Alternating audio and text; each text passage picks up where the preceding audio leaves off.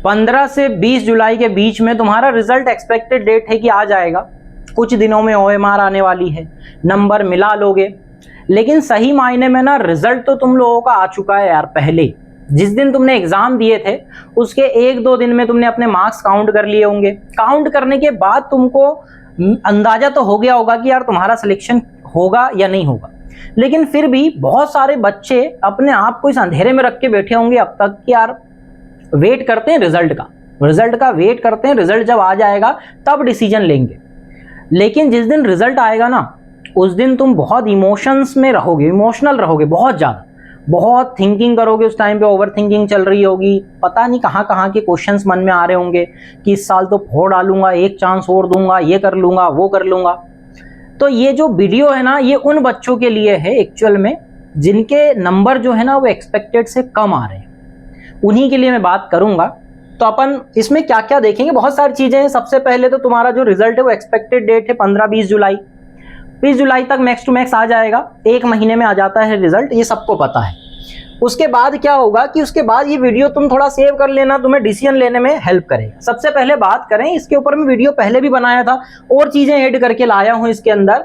देखो फॉर्म भरा गया था कितने बच्चों के द्वारा, यहाँ पर 22,79,000 बच्चों ने फॉर्म डाला था। लेकिन री नीट के एग्जाम देने ना बच्चे सिर्फ कितने आए थे, सिर्फ 20 लाख समथिंग। डाटा आ चुका है एनटीए का, ऑफिशियल डाटा 87% ही अटेंडेंस आई है उसके अंदर। 20 लाख बच्चे एग्जाम देने आए, जिसमें से 1,30,350 एमबीबीएस सीट है, अप्रॉक्स लिखा है सब कुछ। तो 1,30,000 एमबीबीएस सीट में जाने वाले हैं, गवर्नमेंट प्राइवेट दोनों मिला करके। बीडीएस में 28,000 बच्चे चले जाएंगे, बीएमएस, बीएचएमएस, बीयूएमएस में 52,700 बच्चे ऑल इंडिया में चले जाएंगे। 6,000 बच्चे चले जाएंगे वेटनरी में, पूरे ऑल इंडिया। तो लगभग जो भी डॉक्टर बनने वाले हैं नीट के थ्रू वो 2,10,000 बच्चे बनने वाले हैं। ये रियलिटी चेक है। और भी बहुत सारी हैं, मतलब कि अंदाजन अगर तुम 100 में से देखोगे ना तो 6-7 बच्चे को एमबीबीएस सीट मिलेगी और लगभग 8-9 लाख जो बच्चा है ना वो फिर आएगा नीट के एग्जाम देने अगले साल। 10 लाख मान लो, नहीं लिए ज्यादा से ज्यादा क्या होगा, 10 लाख बच्चे नीट के एग्जाम देने फिर आएंगे, डबल से आएंगे। लगभग 40% का रेशो है अगर उसमें देखें अपन। 22,79,000 बच्चों ने जो एग्जाम देने फॉर्म भरा था। अब क्या करें यहां पर, तो तुम अपनी सबसे पहले अपनी कैटेगरी पहचानो कि तुम इसमें से किस कैटेगरी में बिलोंग करते हो। रियल स्टोरी बताता हूं मैं। एक स्टूडेंट थी असेंबल में, कोचिंग में, जिसका एक ड्रॉप हो चुका था। पहले ड्रॉप में उसको प्राइवेट कॉलेज मिल रहा था, लेकिन उसमें पोटेंशियल बहुत ज्यादा था। मेरे पास आकर के पूछा कि क्या करना चाहिए। मैंने बोला कि यार एक मौका और दो, क्योंकि तुम्हारा भी एक्चुअल जो सही वाला ड्रॉप होना चाहिए वो हुआ नहीं है। ऑब्वियस सी बात है, गवर्नमेंट कॉलेज मिला होगा। लेकिन एक स्टूडेंट और था जिसने ड्रॉप 2-3-4 ड्रॉप हो चुके थे। सच बताते भी नहीं है बच्चे, पहली बात तो 2-3-4 ड्रॉप हो चुके थे और उसको प्राइवेट कॉलेज मिल रहा। तो मैंने बोला है कि यार बेशक तुम ले लो कॉलेज, क्योंकि पहले ही ऑलरेडी कई टाइम तुमने बिता दिया है, उसके बाद तुम रुके किस उम्मीद में हो। तुम्हारे रुके रहने से तो लाइफ तो आगे बढ़ी रही है, तुम्हारी उम्र हुए जा रही है, कॉलेज ले लो। तो तुम पहले अपनी कैटेगरी को पहचानो। पहला कैटेगरी है टाइप 1 की, तुम्हारे क्या मल्टीपल ड्रॉप्स हो चुके हैं, पूरा एफर्ट्स लगा दिए तुमने, कुछ भी इंप्रूव नहीं हो रहा। नीट के एग्जाम दे रहे हो, एक साल 400 नंबर ला रहे हो, अगले साल 420 नंबर ला रहे हो, फिर 430 नंबर ला रहे हो, एग्जाम टफ आ गई तो 390 नंबर ला रहे हो। वहीं तुम घूमे जा रहे हो, कोई मतलब नहीं है फिर से ड्रॉप देने का। कोई सा भी कॉलेज पकड़ो, लाइफ में आगे बढ़ो। कई बार क्या होता है कि अपन एक चीज पे अटके रह जाते हैं, आगे बढ़ने की इच्छा ही नहीं होती अंदर से, क्योंकि कंफर्ट जोन में चले गए होते हैं। इस उम्मीद में ड्रॉप पे ड्रॉप दिए जाते हैं कि यार एक दिन अच्छे नंबर आ जाए। एक साल में आएंगे, एक दिन में नहीं आते। जो भी कॉलेज मिल रहा है लो आगे बढ़ो। सेकेंड टाइप के जो स्टूडेंट्स होते हैं, साल भर पढ़ा नहीं, फैमिली के कहने पर ले ली फील्ड, क्योंकि 12th के बाद बच्चे को नॉलेज नहीं होता, हमको भी नहीं था, लेकिन ख्वाहिश थी कि यार कहीं ना कहीं डॉक्टरी करेंगे, जाएंगे। लेकिन फैमिली के कहने पर ले ली है कि कोई बच्चे ले लेते हैं फैमिली के कहने पे, हालांकि मैक्सिमम बच्चे तो इसमें अपने मन से ही आते हैं। फैमिली के कहने पे ले ली है तो कुछ और करो लाइफ में, अपना टाइम वेस्ट मत करो। एक स्टूडेंट था पहले भी, वो खुल के बोलता था कि मेरे को स्पोर्ट्स में जाना था, फैमिली वालों ने यहाँ पे डाल दिया मेरे को, क्योंकि फैमिली वाले नहीं समझेंगे उस चीज को। तो मैं उसको ये सजेशन देता था कि यार तुम मेहनत करो, एमबीबीएस कॉलेज में पहुंच जाओ, वहां पर स्पोर्ट्स कोटे से तुम आगे निकल जाना। तुम्हें अपनी फील्ड में रहते हुए भी, मतलब दूसरी फील्ड में रहते हुए भी तुम अपनी फील्ड में जा सकते हो। एमबीबीएस से हर साल टीम जाती है, सिलेक्शन होते हैं, बहुत सारे डॉक्टर हैं जो अलग अलग फील्ड में जाकर के अलग अलग काम कर रहे हैं। तीसरी जो टाइप्स के बच्चे होते हैं वो सच में मेहनत कर रही होती है, और इन बच्चों के साथ होता है बुरा, क्योंकि 12th के बाद इन्होंने बहुत मेहनत करी होती है, लेकिन मार्क्स इतने आ रहे होते हैं कि कॉलेज नहीं मिल पाता है। गलतियां हुई, अंदर से मन में सुधार करने का, इंप्रूवमेंट करने का एक चांस है उनके पास, अंदर से मन में आता है कि यार मैंने केमिस्ट्री खराब करी, मैं अगले साल केमिस्ट्री सुधार लूंगा, बायो खराब करी, बायो सुधार लूंगा, फिजिक्स के न्यूमेरिकल सॉल्व करना सीख लूंगा, लेकिन मैं इंप्रूवमेंट करूंगा। तो इन बच्चों को तो 100% फिर से ट्राई करना चाहिए, लेकिन बाकी चीजों का भी ध्यान रखना पड़ेगा कि साल भर की मेहनत है, कोई एक दिन की मेहनत नहीं होती है। क्योंकि जब सेकेंड ड्रॉप लेने जाता है बच्चा तो हर बार पलट पलट के अपने पहले ड्रॉप को देखता है, कंपैरिजन करता है, बहुत सारी चीजें सीखने की ट्राई करता है जल्दी जल्दी, लेकिन कोई मतलब नहीं। जल्दी भागने से फिर वो एक टाइम पे थक जाता है, सुस्त पड़ जाता है कि पढ़ लूंगा बाद में। सेकेंड ड्रॉप को तुम बहुत हल्के में ले लेते हो, लेकिन ड्रॉप लो, लेकिन एक्चुअल मेहनत करना पड़ेगा। फिर उसके बाद क्या है, अब यहां पर आकर के तुम्हें कंफ्यूजन हो रहा होगा कि यार हम किस कैटेगरी में बिलोंग करते हैं। तो मैं तुमसे 3 सवाल करूंगा, अपने अपने मन में जवाब कर लेना। अगर ये क्वेश्चंस के आंसर इसके अकॉर्डिंग आते हैं कि यार तुम्हें फिर से ड्रॉप नहीं लेना चाहिए, तो बिल्कुल मत लेना। अगर तुम्हारे आंसर्स ऐसे आते हैं कि ड्रॉप लेना चाहिए, तो बिल्कुल ड्रॉप लो, फिर से लग जाओ तैयारी में।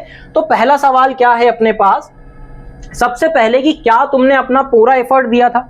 तुम्हें लगता है कि यार तुमने सब कुछ कर लिया, अब तुम्हारे पास कुछ नहीं बचा, मतलब तुमने इतनी मेहनत कर ली कि एक टाइम खाना नहीं खाया, कई बार पढ़ते पढ़ते भूल गए, एक जैसे कपड़े पहन लिए तुमने कई जमाने तक, बिल्कुल कि यार कपड़े ही नहीं खरीद रहे हैं बच्चे, या फिर बहुत सारी चीजें हैं, दोस्ती यारी छोड़ दी, घर नहीं गए, शादियां छोड़ दी, पूरा एफर्ट लगा दिया, अब देने को नीट में कुछ बचा ही नहीं तुम्हारे पास, क्या करोगे?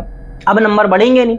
लेकिन अगर तुमने पूरा एफर्ट नहीं दिया, क्लास कोचिंग अटेंड की, लेकिन सेल्फ स्टडी नहीं करी, सीरियसली नहीं पढ़ा, है ना, रीलेंद्र कुमार बन गए, रील्स देखते रहे, रीलेंद्र कुमार बन के बैठ गए, या फिर रिवीजन हमेशा इनकम्प्लीट रहा, दूसरे काम में लग गए, दोस्ती यारी में घूमते रहे इधर उधर, पढ़ने का मन करता था, पढ़ते नहीं थे, खुद से भागते थे, टेस्ट छोड़े या दिए, टेस्ट छोड़ते हैं बच्चे, बहुत टेस्ट छोड़ते हैं, भागते हैं, डरते हैं नंबर से, कम नंबर से, लेकिन दिए, लेकिन फेंक दिए घर ले जा करके, एनालिसिस नहीं करे, क्या मतलब फिर टेस्ट पेपर देने से, या उस फील्ड में जाना ही क्यों है फिर तुमको? क्लासेस छोड़े, बैकलॉग का पहाड़ बनता गया, कल से पक्का मोड ऑन है, मतलब तुम बन गए कल से कुमार, कल से कुमार बन गए तुम, कि कल से जरूर पढ़ूंगा मैं, आज तो चलो ठीक है खराब हो गया। अगर इनमें से 2+ आंसर भी तुम्हारे हैं इस तरीके के, तो यार अभी तुम्हारी मेहनत बाकी है, फिर अभी तुमने मेहनत नहीं करे हो, तुमने अपना एफर्ट उस डायरेक्शन में लगाई नहीं हो, डेडिकेशन की कमी है अभी तुम्हें, कंसिस्टेंसी की कमी है, डेडिकेशन की कमी है, मोटिवेशन की कमी है, मन नहीं लग रहा है तुम्हारा, अब वो तुम्हें लगाना पड़ेगा। ये सभी क्वेश्चंस के आंसर अपने अपने हिसाब से याद रखना।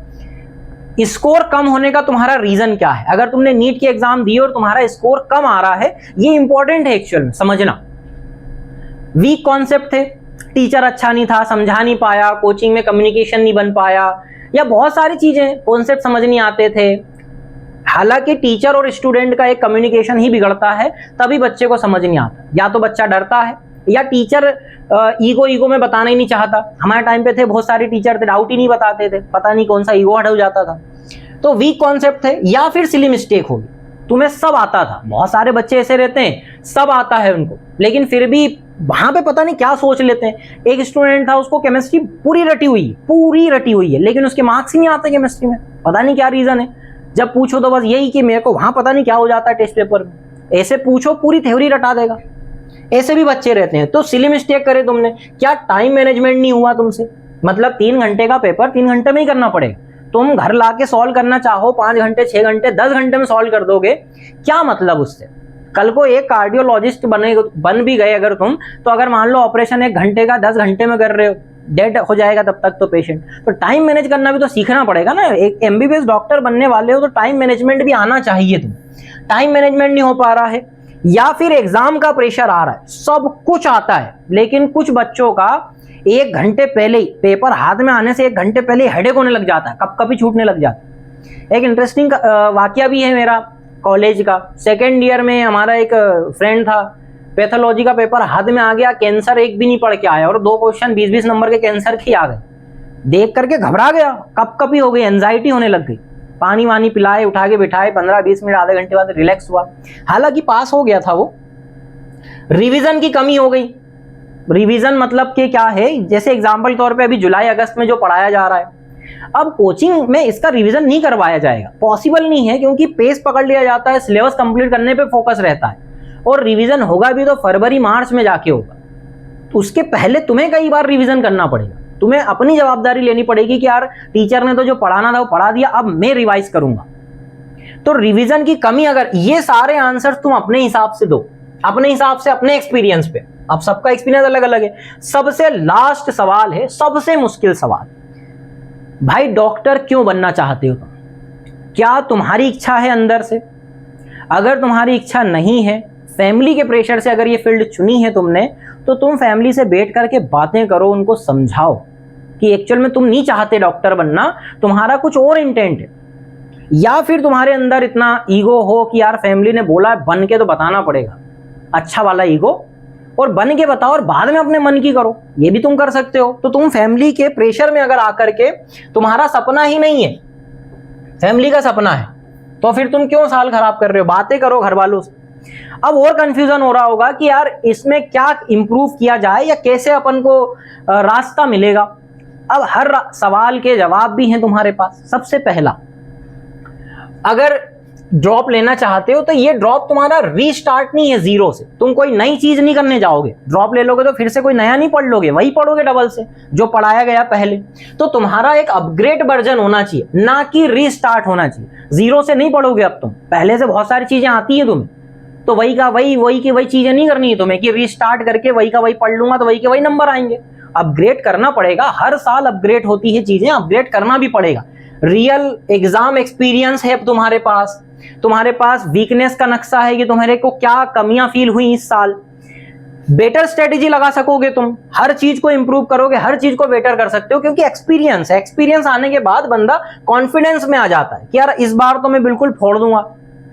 तो ये पहला तुम्हारे पास सवाल का जवाब है कि अगर तुम ड्रॉप लेना चाहते हो तो ये होना चाहिए। अगर फेल्यूर, ये फेल्यूर नहीं है अगर तुम्हारे पास इतनी सारी फील्ड है। देखो यहां पर दूसरा रास्ता क्या है, फुल एफर्ट लगा दिए तुमने तो इनमें से कोई एक ब्रांच ले लो। बहुत सारी ब्रांच है, एमबीबीएस है, बीडीएस है, बीएमएस है, बीएचएमएस है, बीपीटी है, फिजियोथेरेपी है, बीएससी नर्सिंग है, फार्मेसी है, 12th बेस पे एडमिशन हो जाता है, रिसर्च की बीएससी होती है, बायोटेक्नोलॉजी में चले जाओ, और भी बहुत सारी हेल्थ सर्विसेज होती हैं, तुम उसमें जा सकते हो। जरूरी नहीं कि तुम इसी में लगे रहो, अगर तुमने पूरा एफर्ट दे दिए हो तो। अगर एफर्ट बाकी है, जैसा मैंने पहले बताया, उसके अकॉर्डिंग अगर तुम्हें आगे बढ़ना है तो तुम बढ़ सकते हो। ड्रॉप से पहले एक ऑनेस्ट फैमिली के साथ डिस्कशन करो कि यार मुझे ये फील्ड पसंद है या नहीं, पहले ये क्लियर करना जरूरी है। तुम अपनी फैमिली के साथ बैठो, उनसे बात करो। अगर ड्रॉप पे ड्रॉप हुए जा रहे हैं तुम्हारे, या तुम्हारा मन नहीं है, या तुम फैमिली प्रेशर में आके पढ़ रहे हो, तुम्हारे को कोई रास्ता समझ नहीं आ रहा कि मैं क्या करूं, तो फैमिली के साथ बैठो, पापा से बात करो, वो जो डिसीजन ले वो करो। क्योंकि यार तुम अपने डिसीजन को भी उनको बताना पड़ेगा, उसके बाद कहीं ना कहीं कम्युनिकेशन बनाओ, उसके बाद आगे बढ़ो। अगर वो अड़ जाए कि या नहीं डॉक्टरी में जाना है, तुम बेशक करो, लेकिन तुम अपने अंदर की जो हॉबी है उसको खत्म मत होने दो, उसको कॉलेज में जाके पूरा करो। मेरे को पढ़ाना अच्छा लगता है, मैं कॉलेज में आने के बाद पढ़ाने लगा, लेकिन कम से कम पहले मैंने नीट करी क्लियर।